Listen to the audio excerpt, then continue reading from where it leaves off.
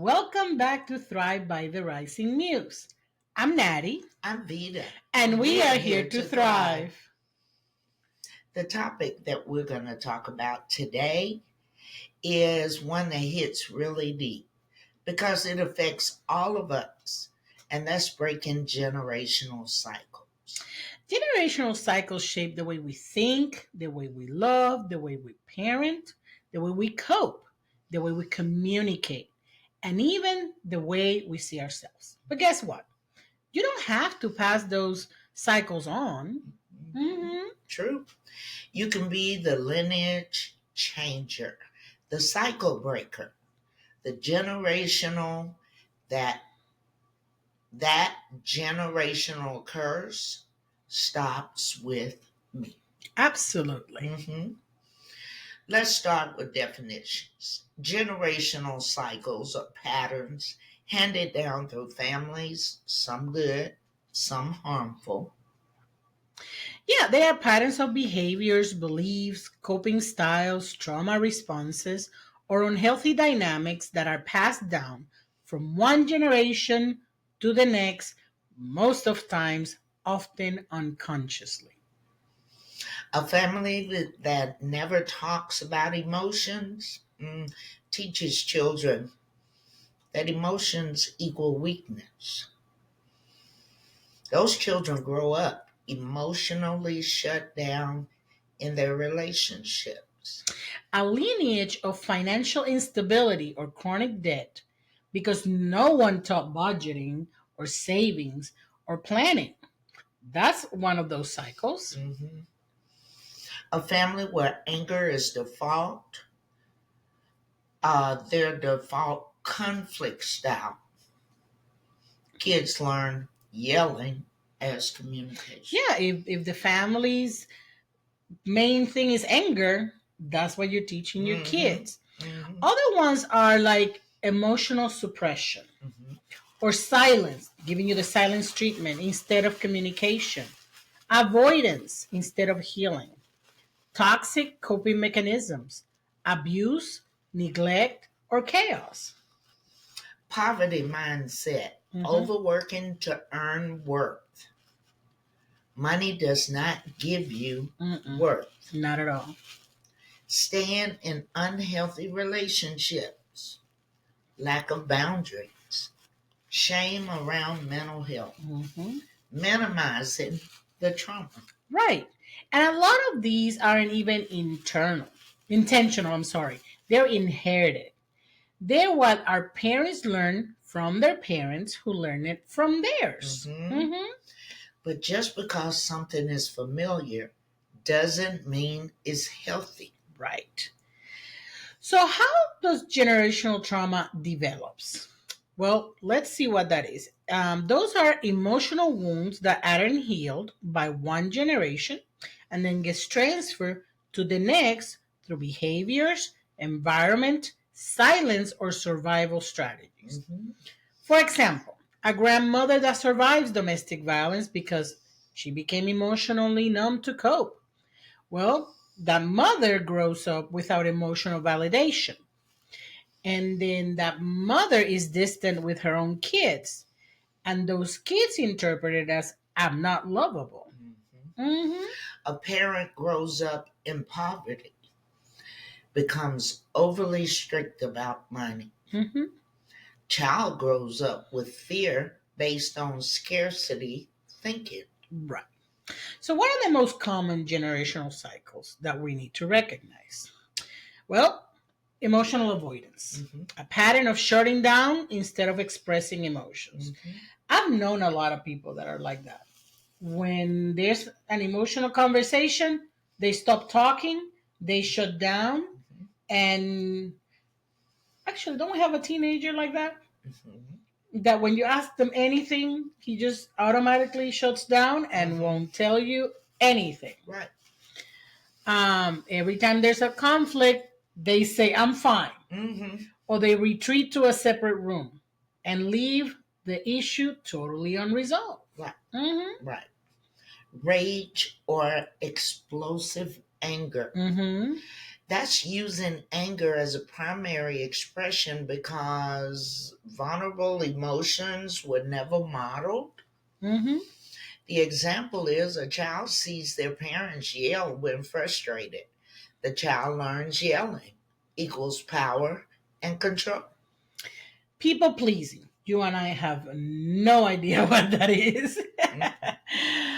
It's prioritizing everybody else's need due to growing up trying to keep the peace. Exactly. For example, a parent was unpredictable and the child became overly compliant to avoid conflict. Mhm. Mm-hmm. Scarcity or financial fear. Mm-hmm. A belief that there will never be enough even when finances improve. Yeah. Oh, yeah. Example, parents who hoard items or never enjoy their money because of past poverty. Those are the peoples that have enough for not only the rainy day but the monsoon and still Mm-hmm. won't buy anything. Mm-hmm. Yeah. Exactly. Unsafe relationship patterns. Attracting or tolerating partners who create family dysfunction. Example, you grow up with an emotional unavailable parent and repeatedly chooses emotionally distant partners. Partners, Yep. yes. Mm-hmm. Overachievement as identity. Mm-hmm. Self worth tied to productivity rather than inherent value. Right. Example, parents only praise success, the child believes the rest, Mm-hmm. and that equals laziness. Right. So it's the parent that only says, "Oh, I love you. Everything's fine," when the kid is getting good grades, Mm-hmm. or "I'm proud of you." Mm-hmm. But the rest of the time, at the moment the kid does something like sitting down or has a B instead of an A, now you're lazy. Hmm. Yep. Well, let's talk about some signs that you may be carrying a generational cycle. For example, you react bigger than the moment requires, meaning you have emotional flashbacks to old wounds. Like, for example, a partner raises their voice one time, but you panic because it really mirrors your childhood. Mm-hmm. Mm-hmm. And you feel responsible for everyone's emotions. Mm-hmm. Learned emotional caretaking. Right. That's what that's called. Right. Example, you rush to calm everyone down even when you're the one hurting. That's the people that, even when they never hold somebody else accountable. Mm-hmm. That you can see a lot of those in domestic violence situations Mm-hmm. where, Look what you made me do. look what you make me do. Oh Mm-hmm. no, let me do everything you want so that Mm-hmm. you can be happy, and there's no such thing. No. So you apologize for everything. Mm-hmm. Hmm. You are conditioned to avoid conflict. Mm-hmm. You say sorry when you're asking for what you need. I'm so sorry, I gotta ask you this, but this is what I need. Mm-hmm. You know. Hmm. You fear repeating what your parents did, so you overcorrect. Yes, those are. I've seen a lot of that, especially with the newer generations. Mm-hmm. And that's where the conflict between um, ooh, per, gentle parenting and permissive parenting have come, because certain generations feel like the previous generations were too harsh on them. Mm-hmm. And then there is a function of gentle parenting, but it has become permissive parenting. Mm-hmm. I want to make sure that my child is not traumatized the way I was. Mm-hmm. So I'm going to let them do whatever they want. Right. And that's not good parenting anyway. No, it's not. Gentle parenting has its places, if you can, if you have a gentle child. Mm-hmm. But permissive parent has no place in parenting whatsoever, because that's when you get Johnny bouncing off the aisles at the supermarket. Yeah. Yeah. Parenting from trauma instead of wisdom. And that's what happens. Your parent was so strict, now you avoid all discipline. Mm-hmm. Now Mm-hmm. boundaries feel impossible. Mm-hmm. I saw a video of this lady. And I am semi gentle parent. Mm-hmm. Semi, I'm not fully. And but this lady was trying gentle parenting, and the first thing she said was, "And don't tell me to hit them." Okay, go. She had a 3-year old and a 5-year old. They beat the crap out of her. Wow. She has taken electronics, toys, tried timeouts. They talk to her in very unkind voices, Mm-hmm. and she was showing on the video the black marks and the Bruises. bruises, and no, but she had a black eye, and the bruises from a 3 and a 5.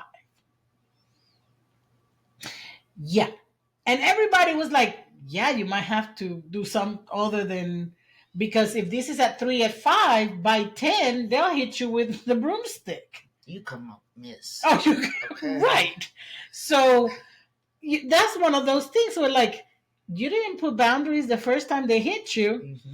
Mm-hmm. You didn't have to hit them at the time, but you could say a firm no. Right. But now they just, are way too crazy at a time. And she's a married woman. Where is that father? Mm. But yeah. So why is it hard to overcome these psychological barriers? Mm-hmm. Most of the time is loyalty guilt. You feel like improving your life is betraying your family. Mm-hmm. Especially because sometimes you have family members that go, "Oh, so now you don't do, what we usually do." No, you're not. Oh, you think you're better than we are. Oh, yeah. Uh-huh. Exactly. Mm-hmm. And it's not, I don't want to parent differently because I feel like I'm calling my mom wrong. Mm-hmm. Well, she was. Yeah, she was. Fear of rejection. Right. Worrying that healthier boundaries will push family away. Mm-hmm. If you don't have boundaries, Oh, yeah. people are going to run all over you. Right. And I have experienced that too many times. Oh, yeah. Especially in the younger part of my life. Yes. They expect for you to say yes. Mm-hmm. It was like, we know she's not going to say no. Mm-hmm. And then you say yes and you realize you double, triple booked yourself. And if you say no, it's the end of the world. Oh, yeah. Yeah. Oh. So that's where the guilt trips come. Mm-hmm. Mm-hmm. My thing was I learned to say, "I'm sorry, I can't do it." Right. But I will definitely be praying that God will send you what you need. Right. For what you need. Right. And that took a long time to get there because I was afraid of people Mm-hmm. not liking me. Well, I know I told you the story in one of our previous episodes where I had a sister-in-law that had no boundaries. She saw herself, although their mother was alive, Mm-hmm. but because their mother was in a different country and she was the older sister, she saw herself as the matriarch of the family. Mm-hmm. So whatever she said, everybody in the house had to do. Mm-hmm. Now there's a difference. Everybody in her house were her children. Mm-hmm. And there was my husband who was her brother. Mm-hmm. But because he was younger, everybody was under the same umbrella. Mm-hmm. While he was single, I don't care. Once we got married, Mm-hmm. that's a whole different sack of potatoes. And she would pick up the phone and she didn't ask, are you busy? Are you doing something? She would call and say, "I need you to do this for me." And the expectation was right now. Mm-hmm. She didn't ask, he's married. Mm-hmm. She didn't ask, do you have plans with your wife? Are you guys, whatever? Mm-hmm. Nothing. The other thing she would do is she would just show up at our place Mm-hmm. and because she decided that she wanted him to do something. So she would show up at our place and expect him to jump in the car with her, and go do whatever she wanted. Mm-hmm. Now, I had had some boundaries issues with my mom, but not to that extent. Um, and that that was very short lived, because at some point I told him, um, "You got married to me." So the phrase I used was like, "This is a kingdom. Every kingdom has a king and a queen. You're the king. You need to pick up who's the queen, because there's no two queens in this kingdom. Mm-hmm. And if it's her, I'll pack you. Mm-hmm. But if it's me, someone's got to give." And I'm telling you, that the first time he told her, "No, I'm not leaving. My wife and I had plans," and we did. We were Mm-hmm. getting dressed to go somewhere. Mm-hmm. She left pissed off. And then one day, during that same week, she called and asked him to do something. And I just looked at him and he said, "It's not even about us having plans." It was in the middle of the week. He was an electrician, working as an electrician at the time. He had been working since 5 o'clock in the morning to like 7 o'clock. Here she is calling at 8 or 9, wanting him to go somewhere and do something. And he was like, "I'm tired." I said, "I told you you can say no to her." Mm. So he said no to her. And it exploded. We ended up going to her house because he was going to confront her, and I was parked in front of the house. It was winter because I remember it was cold, but with the windows down. Everybody in the neighborhood heard the argument. Mm. Because they're shouting from inside. I didn't go inside the house. Mm-hmm. They're shouting, and he was like, "You don't understand. Well, I've done this and this and this and this from you." He said, "I get it. I'll be grateful all my life. And when you need me to do something for you, I will do it for you. But I can't just take off and run. I am married now. I have a wife." Oh, and I was like, she's never going to talk to me ever again, because, now probably was my fault that he was not doing things. But that's what happens. It was ugly. It was so, so ugly, to the point that she called her son to come to the house, who came with his wife, and she and I just cuddled in the car. And he's right, because she does the same to me. Mm-hmm. Her son, who's my husband, has to run. Mm-hmm. Not only we are married, we have a child. So how is it that in the winter I have a baby and my husband has to take off because his mama called, and we're a married couple? So I said, "Well, your husband has not had the pants to tell her no, but maybe he can just piggyback with his uncle, and both of them can get it solved." It was a mess. She was definitely using everybody. Her position, yes, to control everybody. Everybody. Well, the other thing is shame.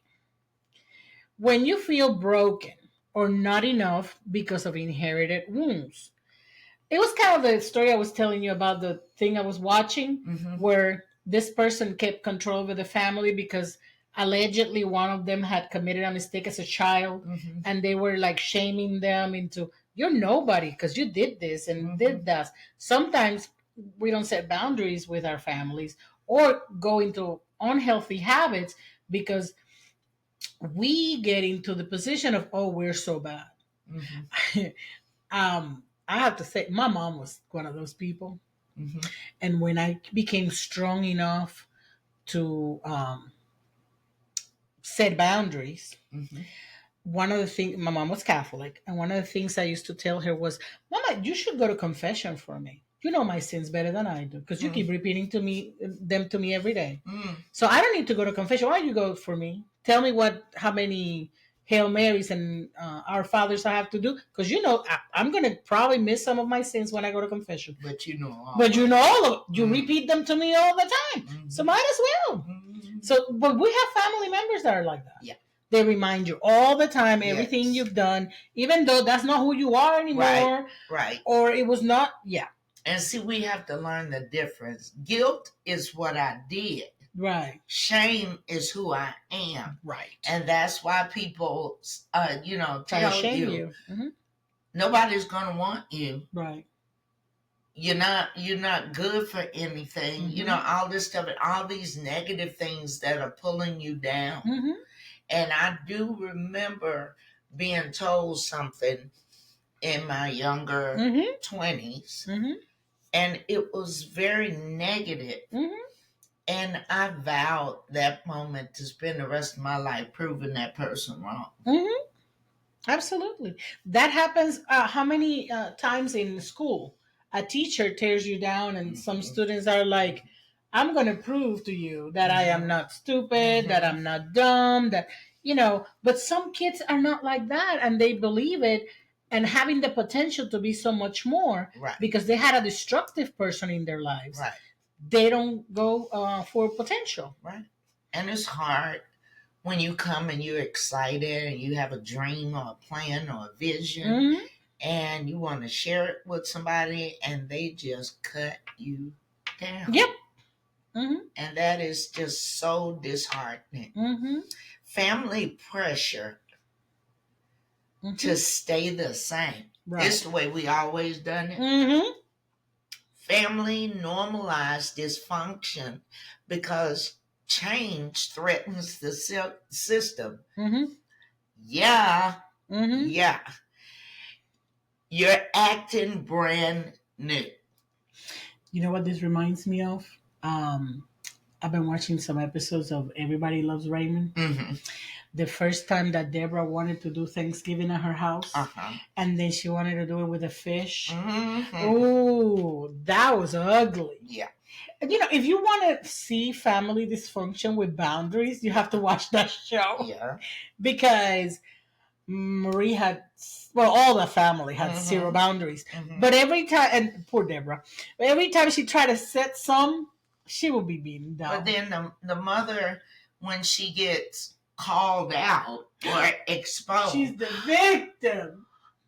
I'm trying to be the best mother I can be, to my children, to my sons, yeah. Manipulative. You live across the street.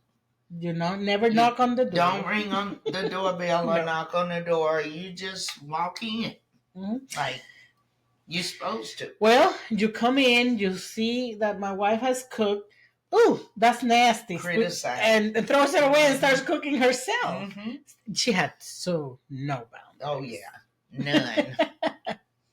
Let's talk about the spiritual perspective. You were chosen to break it. Yes. Faith-based perspective. God is our chain breaker. Right. He is. Right. We can't break chains ourselves. Oh, absolutely not. But with the power of the Holy Spirit, we can break those generational curses and they stay behind us. Right. Instead of bringing them forward in generations to come. Absolutely. So, healing is not just psychological.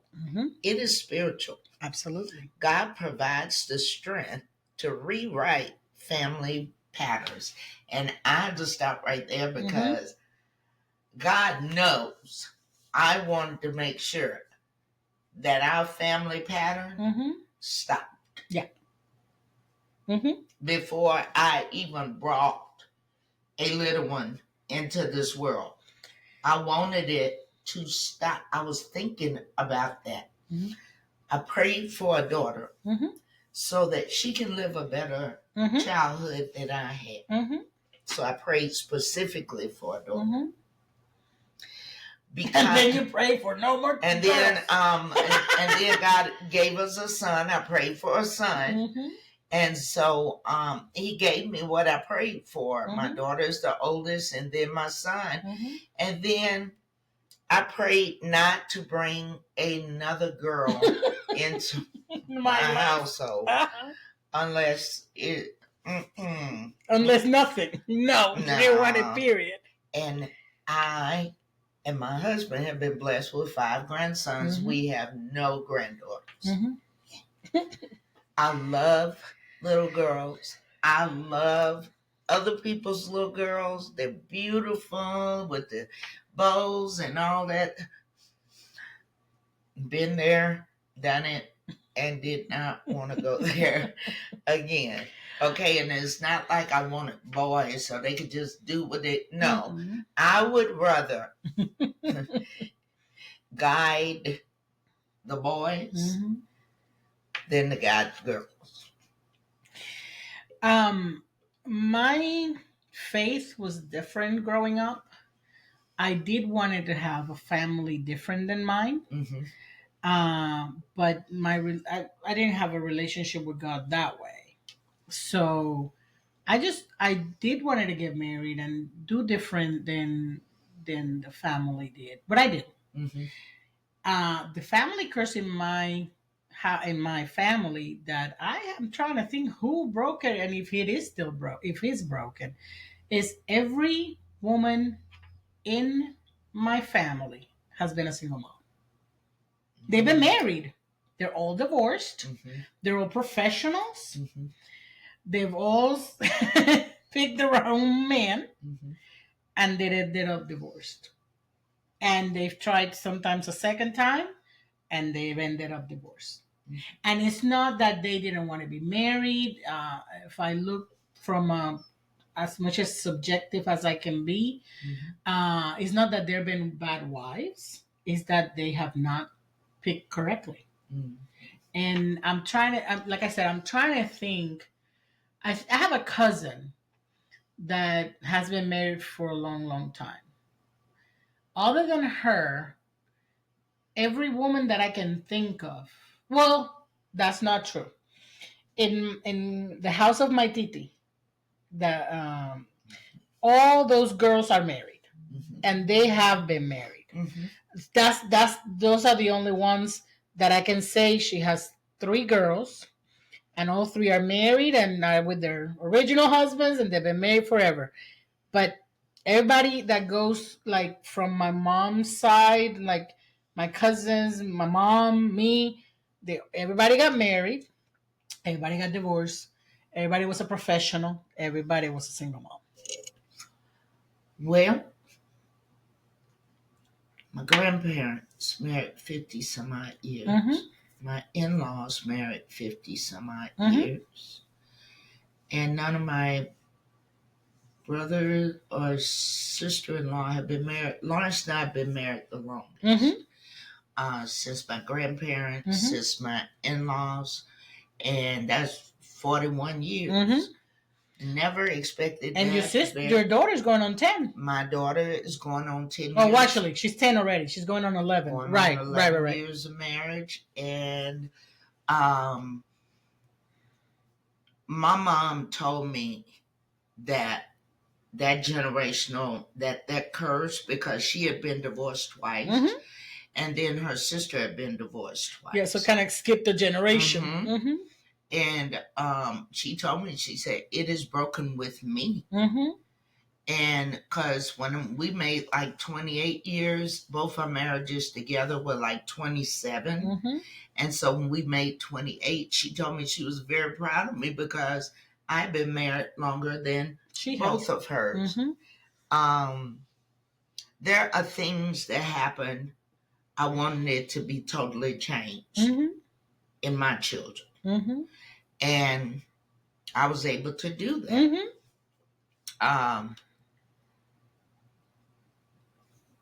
But we have to realize that when we can choose, make our own choices. Right. But we cannot choose our consequences. And that's what people don't think about. Right. I make a choice.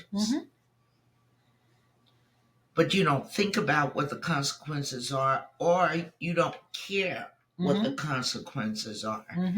And consequences are like ripples in the water when you throw a pebble or a stone in the lake or a pond, and it goes out. So whatever happens here is going to be felt. Right. It's a ripple effect. And it affects everybody. So you really have to think about, don't just think about the right now feeling or the right now electricity that you're feeling. Right. But you have to think past today and say, how is this going to affect me? What could happen? Right. But we don't always do that. Well, I can tell you in my family, going back to the conversation of marriage, you had examples Mm-hmm. from your grandparents and Mm-hmm. your in-laws, and your mom talked to you about marriage.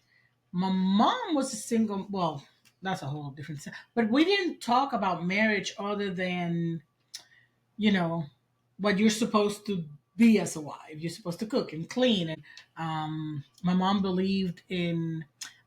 I don't want to use the word equality in the sense that, and that was something that my mom taught me is it doesn't matter who makes more money in the house.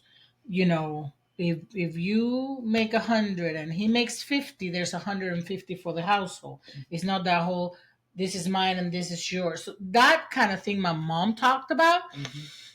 But how to manage the day to day marriage, she never. I don't remember it ever talking, and I didn't see it because by the time I was 4, my parents were separated. Mm-hmm. So I didn't have a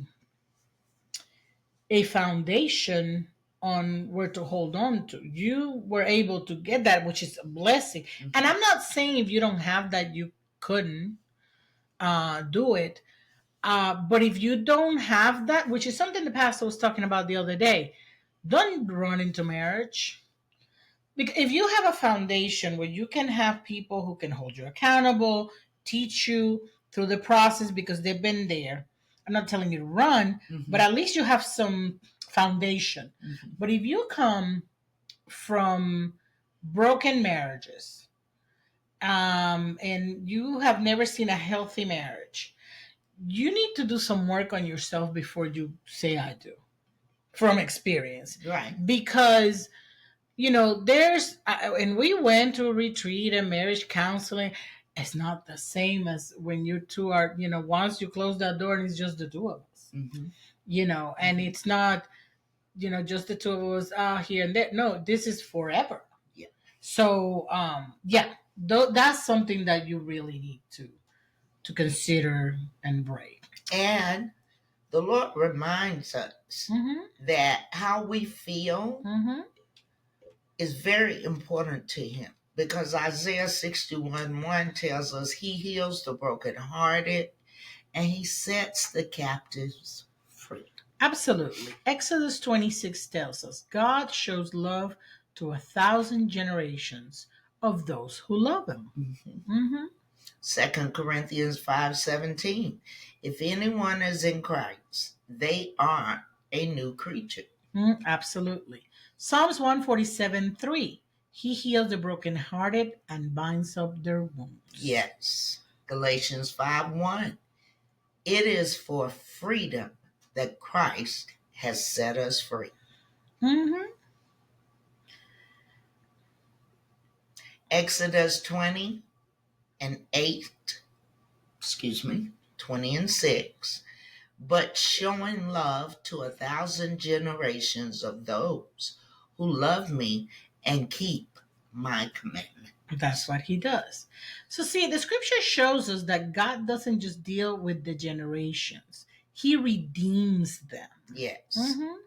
And sometimes the reason you feel different from your family is because you were chosen to bring change. Absolutely. 2 Corinthians 10:4 tells us the weapons we fight with are not the weapons of the world. On the contrary, they are divine power to demolish strongholds. Yes. And strongholds can be generational, but they can be broken. In Jesus' name. Amen. Yes. What does breaking the cycle actually mean? Mm-hmm. Creating new patterns that produce emotional, relational, spiritual, and mental wholeness, even if no one before you modeled it. Mm-hmm. And that's what I was saying. It can happen. Even if, and I just talked about marriage because that's the one in my household, but even in any other stronghold or any other generational curse, if you're the breaker, nobody else has modeled that. Mm-hmm. But God will put people in your life. Mm-hmm. And he will, well, he has, you can find in the Bible people who have modeled that behavior, but he will put people in your life Mm-hmm. that will help you learn how to do those things. Yes. Mm-hmm.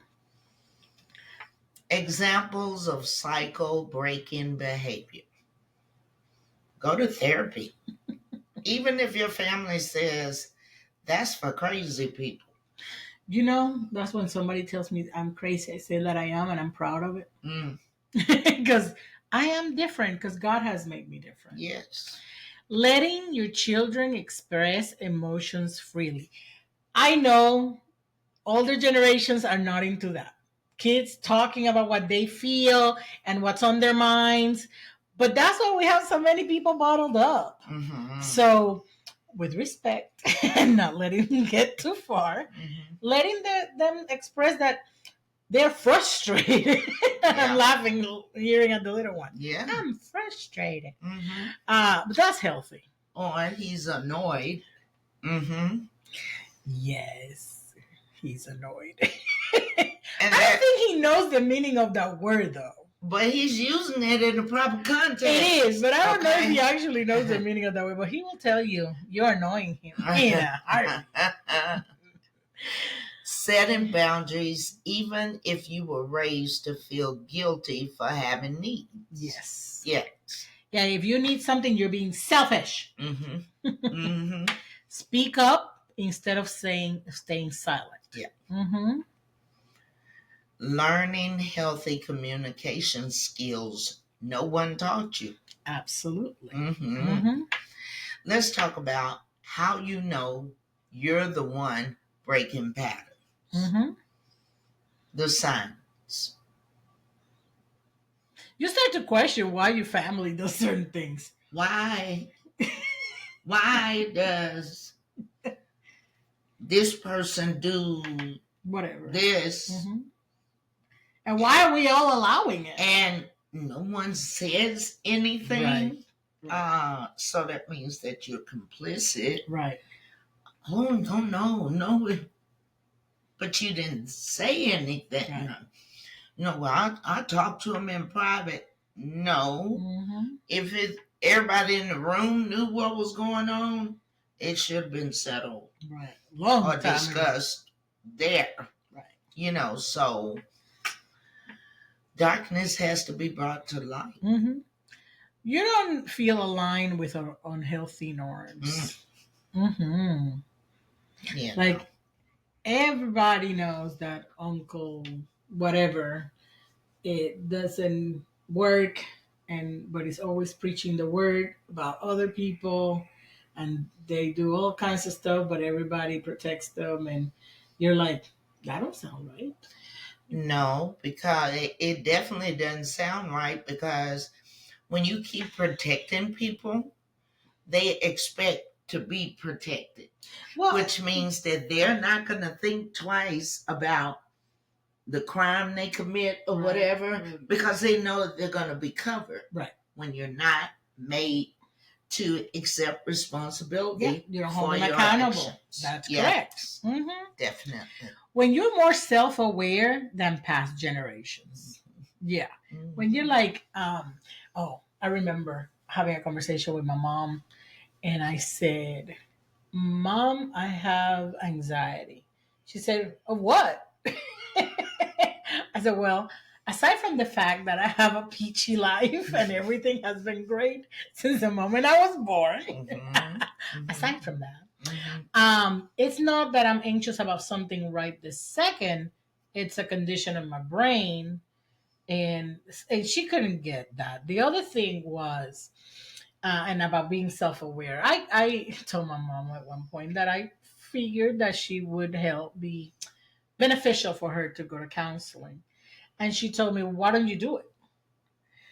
And I was like, because she said, I pay for your college to go study psychology. Counsel me. Right, counsel me. And I said, well, I can't, because one, I couldn't be objective, because half of my counseling sessions are about talking about you. Mm-hmm. 2, is not ethical. Yeah.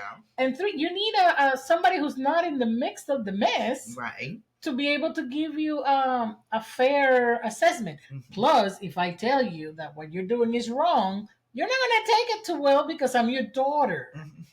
And there's a hierarchy of, I'm the daughter, I'm the mom. Mm. So, yeah, uh, sometimes the newer generations are more aware than us because sometimes I'm learning from the newer generations myself without going into craziness. But yeah, the more we evolve as people, we need to be a little more a little bit open minded about some things that may be good for And us. logic would say that each generation should be better than the previous. Not always the case, but yeah, that's I logic. said Logic, logic, yeah, but that does not always right. happen. See, I don't think is a. I look at it as more as an individual thing than a generational thing, Mhm. because there's people in my generation that are completely fools, and there's people in my generation that are very firm, logic, well rounded. Mhm. Just like they talk about millennials and Gen Zs a lot, but they are some Gen Zs and millennials that have a good head on their shoulders and are doing really good things. So putting people in buckets is not my thing. I think we have to look at the person more than the generation. Now, the other thing with the generations that may have more awareness is there are things we didn't talk about back in the day. The first rule, and I know it crossed to my generation, was what happens in the house stays in the house. Right. And a child is to be seen and not heard. Right. Um, yeah, I won't translate what was said in my house, but yeah, we were not allowed to say anything or be part of it. Now you have the little one in. A 4-year-old telling you how he feels. Okay? When Mhm. I was 4, I was told, you haven't even been around long enough to know how you feel. Well, I have told him he hasn't been around long enough to know what's good, but not about how he feels. That I haven't. I actually promote him speaking about his feelings. But yeah, but you get And we blown. actually listened to him And yeah, it's and laughed. it's funny. It's funny It sometimes. is hilarious. I mean, when it's serious, I take it seriously, but because he can say you're being mean, and it's not because you're being mean, it's because he can't get away with murder, Right. which is a different Right. thing. But yeah, but no, for example, essay. Your generation, my generation, my mom's generation, you didn't talk about those things. Now it's an open thing. People come up and say, yes, this happened to me. And so did it. And let's hold people accountable. And I don't care if you're from my party, my religion, your religion, my color, your color. If they did it, they did it. Let's put it out there. So, 20 years ago, that was not happening. Right. Me Too blew up some of those things out of the water. And the newer generations doing a whole bunch of things. So yeah, things have changed a lot. Yeah. Mm-hmm. Yeah. Now I've heard from younger people, it's um, if if I was back in your time, if you were back in my time, you would conform the best way you could Survive the to best way so you that could. you could Yeah. survive. Right. I would do this and no, you No, wouldn't. you wouldn't. No, you wouldn't. You wouldn't be allowed to. Mm-mm. Mm-mm. No, Mm-mm. no, you wouldn't. Well, the other thing is you go to therapy or seek emotional healing. Yes. The younger you are, the more open you are to therapy. Like I was explaining, my mom was from silent generation, and she was like, "That's for crazy people." Mm-hmm. And again, she thought that I could counsel her. Bless her Mm-hmm. heart. Mm-hmm. You refuse abusive or toxic relationships. Yeah, You have to. you have to. You have to. Because Before you know it, I could have blinked and ended up in the same kind of relationship that my mom was in. Mm-hmm. But I was so angry, Mm-hmm. I swore this was not going to transfer into my home. Mm-hmm. I have a choice on how I want to live as an adult, Mm-hmm. and I choose peace Mm-hmm. over trauma, Mm-hmm. terror, Mm-hmm. fear, Mm-hmm. um, that we call back in date nervousness, Mm-hmm. Mm-hmm. anxiousness, and I just refuse. And mm, pretty good. Which is you chose peace over chaos. Do you know that drama is as addictive as cocaine? Yeah, Some people are addicted to drama. yeah, they thrive on They it. thrive on it. And once you say, I'm not part of this, Mm, it's like, you're weird. mm, And you also are the first to say, this ends with me. mm-hmm, I'm not putting up with this. I'm mm-hmm. healing myself and I'm not letting my children go through Yeah, this. yeah. Cycle breakers always feel like they're the black sheep growing up. Not because they're wrong, but because they're different. Mm-hmm. Mm-hmm. Different in a purposeful way. Mm-hmm. Okay, let's talk about the emotional cost of breaking cycles. Nobody talks about the loneliness that comes from breaking cycles because you're the only one in the family trying to do this. Emotionally, it affects the way to explore a conversation Mm-hmm. because you feel guilty for not following the old family patterns, and because, of course, everybody wants to be loved and accepted, and you are the round peg And square. in a square box. You're right. You feel misunderstood or judged. You are labeled as difficult Mm-hmm. or Rebellious. or too sensitive. Mm-hmm. Mm-hmm. Losing connection with certain relatives. Yeah, we're not dealing with so and I'm so. okay with that. But it gets to a point. Yeah. Because when you're growing up and you're in your formative years, that hurts. It's until you're strong enough to say, Mm-hmm. I do not care. Yeah. I'm going to be healthy for me and my family going on. But it's a pain. Feeling responsible for healing what you didn't cause. Whew, Yeah. that's heavy. That is very. Mm-hmm. And carrying the pressure to do better for the future generations. Mm-hmm. Mm-hmm. This is where the healing hurts. Mm-hmm. Because when you break cycles, the family system shifts, and not everyone is ready to change. Mm-mm. But someone has to go first, and someone has to choose healing over history. Yes. Um, yeah, how do you break your cycle? It's really very specific. So let's talk about some tools for breaking those generational cycles. Let's start with your inner child work. Healing the parts of you that were hurt and neglected. Mm-hmm. Write a letter to your younger self validating what nobody else validated. Mm-hmm. Mm-hmm. Boundary setting, deciding what you will and will not allow. Mm-hmm. No, I'm not available to talk when you yell. I'll come back when we can speak calmly. I've learned that one. Mm-hmm. And I'm trying to teach that to the little one. Because when he gets agitated, I stop him and I said, let me know when you're ready to talk because this is not the way. Mm-hmm. Mm-hmm. Emotion, naming, and regulation, meaning to learn to identify and manage your own emotions. I'm not angry. I'm overwhelmed. I need a minute. Mm-hmm. Mm-hmm. Awareness, identify the pattern. Right. Honesty, tell the truth about how it affected you. Boundaries, stop participating in the cycle. Therapy and counseling, get the tools and understanding. Prayer and spiritual warfare, break the spiritual roots. Parent differently. If you're a parent, lead with intention. Financial literacy, if that's the cycle.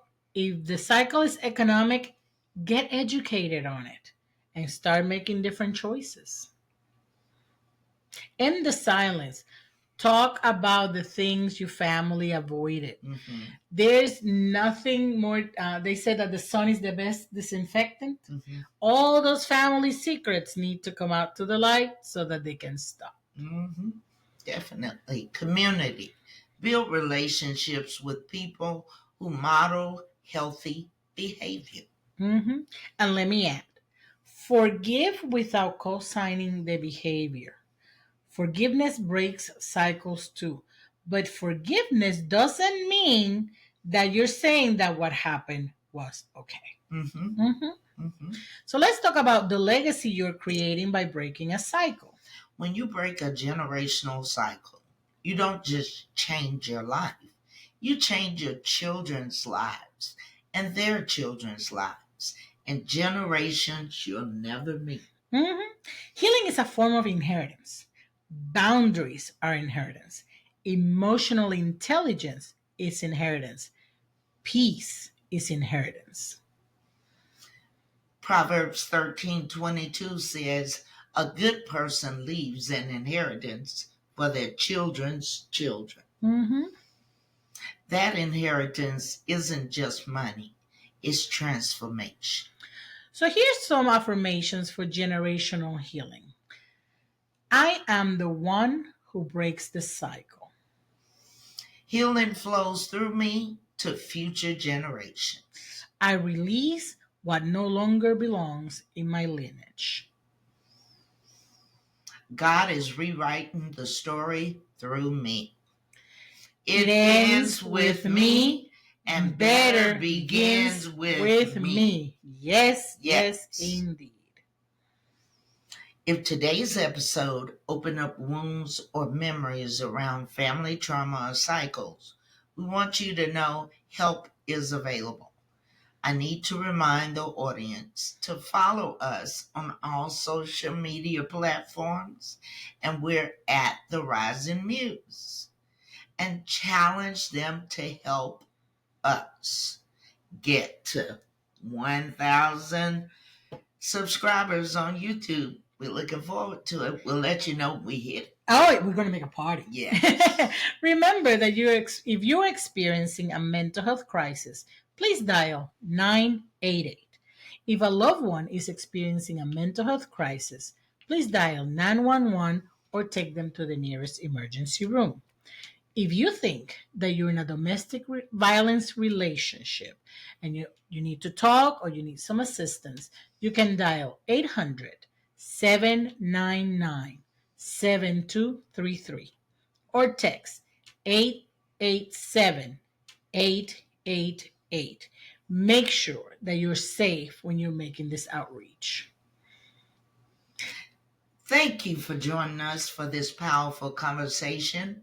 Breaking generational cycles isn't easy, but it is holy, it's transformative, and it works. If you're not weak for healing, you are strong for choosing differently. Yes. Share this episode with someone who's trying to break that cycle too. We will see you next time.